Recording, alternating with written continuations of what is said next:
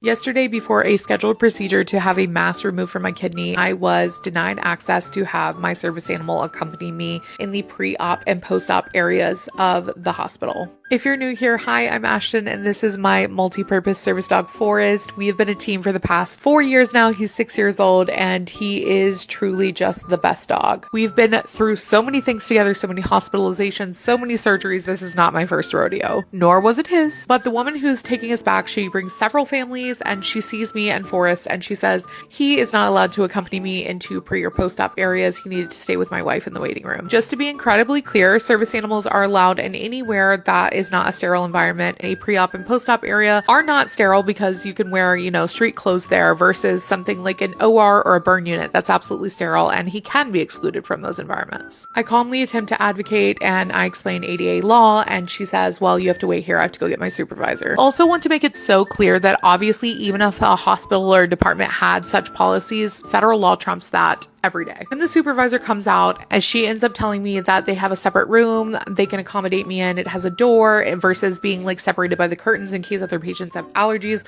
which I was like, whoa, stop yourself there. Allergies are actually not a reason at all to deny access or even to segregate, but I digress. It actually ended up working better for me, and I had a calmer, chiller, more quiet space in the hospital. But it's the fact that instead of just properly accommodating my medical equipment, they decided to isolate me it just says a lot about how people still see and view disabled people and disability. Point blank, disabled people should not have to expend emotional labor around every corner, especially in vulnerable situations like this, where I was already anxious and nervous about having a literal mass removed from my kidney. Like, that's a very scary situation. Disabled people are so frequently forced to be educators in these kinds of vulnerable situations, and the access kind of varies based on who's on shift that day. And when the supervisor did come out, she's like, we've had a lot of turnover, a lot of changes in the department. It's not an excuse. Our rights are just kind of treated like suggestions, and we're expected to be grateful for something that we are legally entitled to. I am someone who has had to do literal exposure therapy around medical trauma, around specifically operating rooms and surgeries. So